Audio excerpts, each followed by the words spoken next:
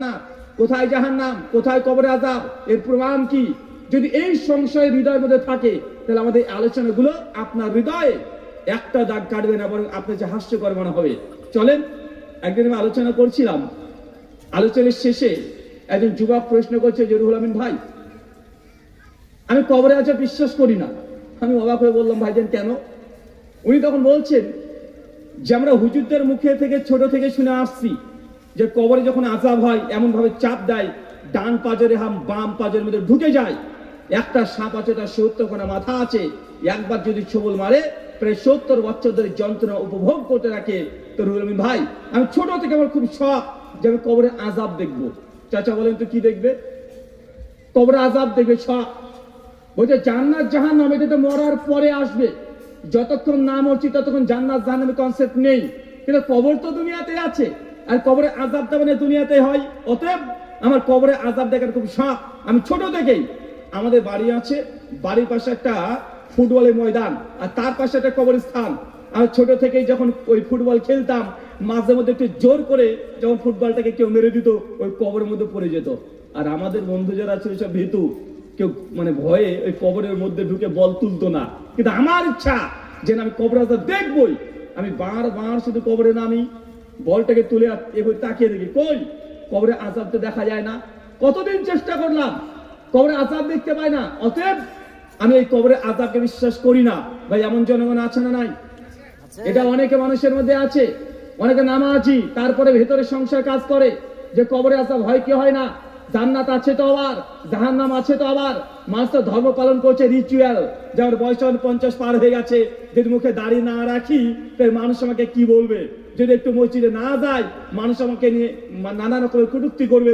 এই জন্যই কিছু পার্সেন্টেজ মানুষ তারা মসজিদে যায়, যায় কি যায় না, মানে কঠিন ইমান একই পর্যায়ে নিয়ে গিয়ে মানুষ মুসল্লি হয়েছে এবং সংখ্যা মানে খুবই নগণ্য, খুবই কম। আসলে এই প্রশ্নগুলো কেন আসছে আমাদের মাথায়? কেন আমাদের মধ্যে এই প্রশ্নগুলো আসছে? আর আধুনিক সিলেবাস যেগুলো পড়াশোনা করছেন কলেজ ইউনিভার্সিটির ছাত্র, তাদের মধ্যে খুব সহজে প্রশ্নগুলো চলে আসছে। কেন? কারণ এইগুলোই আমাদের ছোট থেকেই সিলেবাসে আস্তে আস্তে ঢুকে দেওয়া হয়েছে। কবে যে আমাদের ব্রেনকে তারা দখল করে নিয়েছে আমরা জানি না। কারণ আপনি যখন পড়াশোনা করেছেন স্কুলে, তাহলে আমাদেরকে বিজ্ঞানে বই শিখিয়ে দেওয়া হয়েছে মানুষের জ্ঞান অর্জন করার 5টা মাধ্যম: এক চক্ষু, কর্ণ, নাসিকা, জিহ্বা, ত্বক। ভাই, আমরা শিখেছি কি শিখি নাই? এটা আমাদেরকে শেখানো হয়েছে। আর যখন আমরা ছোট থেকে শিখে আসছি মানুষের জ্ঞান অর্জন করার 5টাই মাধ্যম, 6 নম্বর কোনো মাধ্যম নেই। মানে এমন কিছু জ্ঞান আছে যেটা আপনি চোখ দিয়ে দেখে দেখে আপনার জ্ঞান অর্জন করতে হবে। ধরেন আজকে আলোচনা সভাতে এসেছেন, সুন্দর করে মঞ্চটাকে সাজানো হয়েছে। আমি কিভাবে হেঁটে আসলাম, কিভাবে বসলাম, কিভাবে আলোচনা করতে শুরু করলাম, এই চোখ দিয়ে দেখে দেখে আপনি একটা জ্ঞান অর্জন করেছেন কি করেন নাই? অলরেডি করে নিয়েছেন। কিন্তু যে ব্যক্তি অন্ধ, সে কি জ্ঞান অর্জন করতে পারবে না? তাকে জ্ঞান অর্জন করার জন্য আমি যে বক্তব্য দিচ্ছি, আমার এই কণ্ঠ টোন ও কান দ্বারা শ্রবণ করে সে অনুধাবন করে, বুঝতে পারে। বুঝতে পারে কি পারে না? তার মানে জ্ঞান অর্জন করার চোখ দিয়ে মানুষ কিছু জ্ঞান অর্জন করে। 2, কান দিয়ে শুনে শুনে কিছু জ্ঞান অর্জন করে। 3, ধরেন আপনাকে আমি একটা পারফিউম দিলাম, আপনি চোখ দিয়ে দেখে বলতে পারবেন যে কেমন গন্ধ? বলতে পারবেন না। কানের মধ্যে যদি ঢেলে দেন তবু আপনি বুঝতে পারবেন এটা কেমন সেন্ট, এটা সুগন্ধি না দুর্গন্ধ?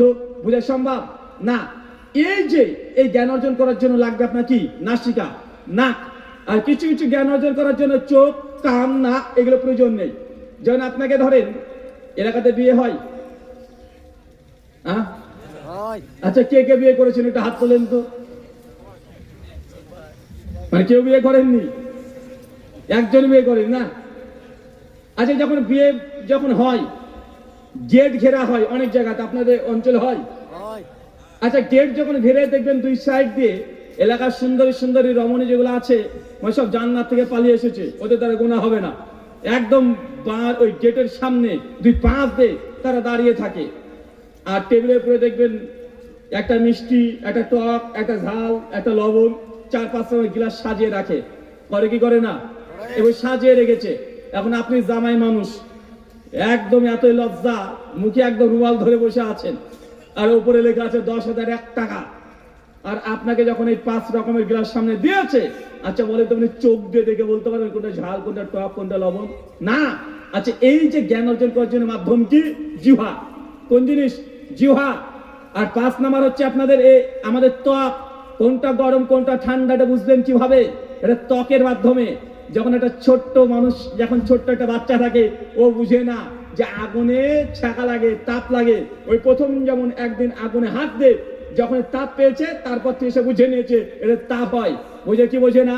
তার মানে আমাদেরকে সিলেবাস শেখাচ্ছে, ছোট থেকে আমরা শিখে আসছি 5খানা মাধ্যম দিয়ে জ্ঞান অর্জন হয়, এর বাইরে কোনো জ্ঞানের সোর্স নাই।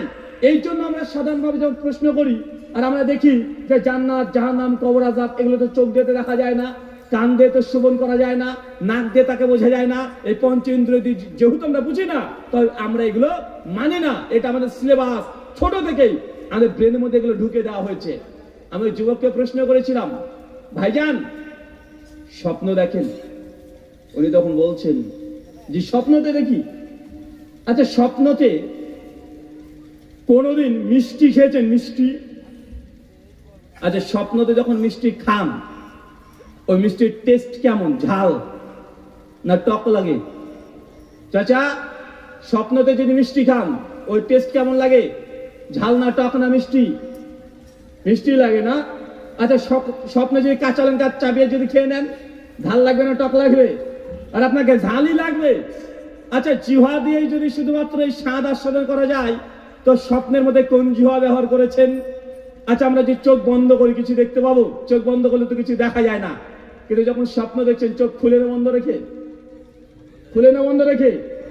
আর আপনি যখন স্বপ্ন দেখছেন চোখটাকে বন্ধ করে, আর পুরো চোখটা বন্ধ আছে, কিন্তু আপনি স্বপ্নের মধ্যে যা দেখছেন সেম টু সেম, একদম ফিলিং সেম পাচ্ছেন, আপনি অনুভূতি সেম কাজ করে।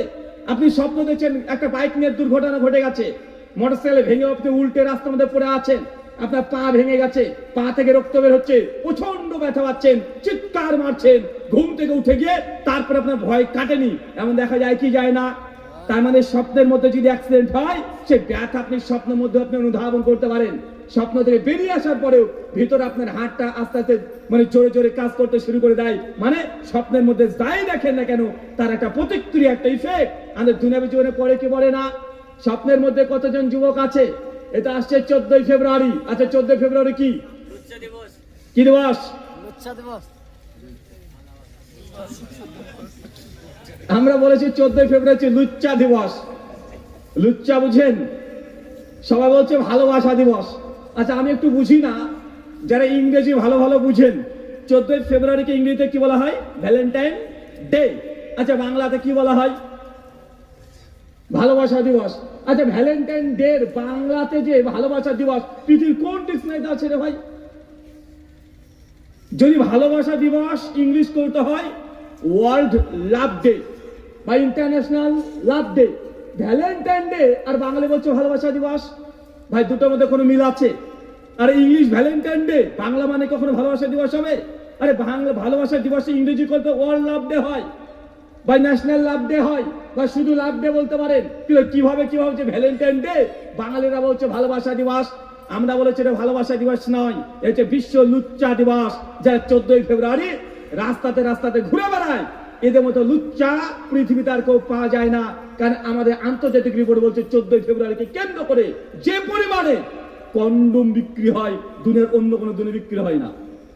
আচ্ছা ভালোবাসা দিবস যদি সত্যি হতো, তাহলে মাকে গিয়ে বলতেন মা তোমার জন্য কিছু গিফট নিয়ে এসেছি, বাবাকে বলতে পারতেন, অথবা নিজের স্ত্রীকে বলতে পারতেন। কিন্তু যারা ভালোবাসা দিবস পালন করে 14ই ফেব্রুয়ারি, দেখবেন একটা লিগ্যাল ব্যক্তির সঙ্গে করে না, ভাই বিয়ের আগে যারা প্রেম করছে, ওই যুবক যুবতী তরুণ তরুণী, তাদের সঙ্গে ভালোবাসা দিবস তারা পালন করছে, অথবা বিয়ের পরে যারা পরকীয়ার সম্পর্কে লিপ্ত আছে, তারা একে অপরের সঙ্গে ভ্যালেন্টাইন ডে পালন করছে, করে কি করে না? তো এটাকে আপনি ভালোবাসা দিবস বলবেন? এটা ভালোবাসা দিবস না, এটা হচ্ছে নষ্ট করার দিবস। গোটা বিশ্ব জগতে সবচাইতে নোংরামি এই দিনের চাইতে অন্য কোনো দিনে এত নোংরামি হয় না। 14ই ফেব্রুয়ারি আসছে সামনে, আর কোন যুবক দেখাতে স্বপ্ন দেখছে যে তার গার্লফ্রেন্ড এসে একটা গোলাপ ফুল দিয়ে তাকে প্রপোজ করছে, আর স্বপ্নের মধ্যে দেখে এতই খুশি, মানে আনন্দে পারলে মনে হয় ন্যাংটা হয়ে নাচে। ঘুম যখন ভেঙে গেছে, দেখছে যে বিছানায় শুয়ে আছে। ভাই এমন হয় কি হয় না? কথা বলেন। কিন্তু ওই যে স্বপ্নের যে অনুভূতি, স্বপ্নের যে ভালো লাগা কাজ, এরা ঘুমের পরে কাজ করে কি করে না? ঘুমের পরে আপনার ভালো লাগাটা লাগে কি লাগে না? তার মানে স্বপ্নের মধ্যে যদি কোনো খারাপ কিছু দেখেন, স্বপ্নের মধ্যে যদি কোনো দুর্ঘটনা ঘটে যায়, সেই যে আযাব, তার যে একটা ইফেক্ট, এটা দুনিয়াবী জীবনে আপনি পাচ্ছেন, কষ্ট অনুভূতি পাচ্ছেন, আবার ভালো লাগার অনুভূতি এটাও পাচ্ছেন। কবর, বাঙালিরা মনে করে কবর বলতে এই মাঠের মধ্যে কবর স্থানে 3.5 হাত জায়গাকে খুঁড়ে যে গর্ত করা হয়েছে ওটাকে কবর মনে করছে। জি না, কবর হচ্ছে মৃত্যুর পর থেকে ডে অফ জাজমেন্ট, বিচারের দিন। এই যে জগৎ, এই জগৎটাকে বলা হয় আলামী বারযাখ, অদৃশ্য জগৎ, এটাই কবর। কে মাটির তলে থাকলে এটা গুরুত্বপূর্ণ নয়। একজন ব্যক্তি জাহাজে যাচ্ছিল, হঠাৎ করে বিমানটা ক্রাশ করেছে, তার তো কোনো অস্তিত্বই পাওয়া যায় নাই। একজন মানুষ পানির মধ্যে ডুবে গেছে, তার কোনো অস্তিত্ব পাওয়া যায় নাই। কিন্তু তারপরে মৃত্যুর পর যে জগৎ, এটাকে কবর জগৎ বলা হয়। কথা কি আপনারা বুঝতে পারছেন? কারণ আমরা মনে করছি যে কবর জগৎ মানে গর্তের মধ্যে কবর। জি না। আচ্ছা বলেন তো আপনি কোনটা? আমরা মনে করছি শরীর তো পেল না কবরে, শরীর তো এখন পানিতে চলে গেছে, আমরা দাও দাও করে পুড়ে গেছে, বা বাঘের পেটে চলে গেছে। তো যারা এই পেটে চলে গেছে বাঘের, তাদের তো কবরে আযাব হলো না। মানে আপনার এখানে একটা ভুল ধারণা আছে। কোনটা ভুল ধারণা? আচ্ছা আপনি কোনটা? আমার প্রশ্ন বুঝতে পেরেছেন? আচ্ছা বলেন তো, এই যে আমি আছি না, আমি আছি তো, আচ্ছা আমি কোনটা বলেন তো? আমার পরিচয় কোনটা? আমি যে আমি, আমাকে চিনতে পারছেন কিভাবে?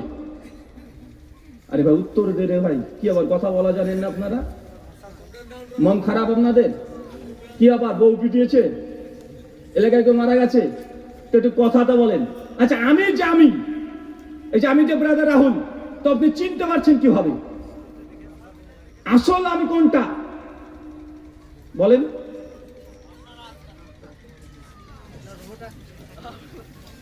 এক একজন এক এক উত্তর। এই যে রাহুল ভাই আপনাকে দেখতে পাচ্ছি, সেটা বাহ্যিক যে শ্রাত, এটা আমি নয়।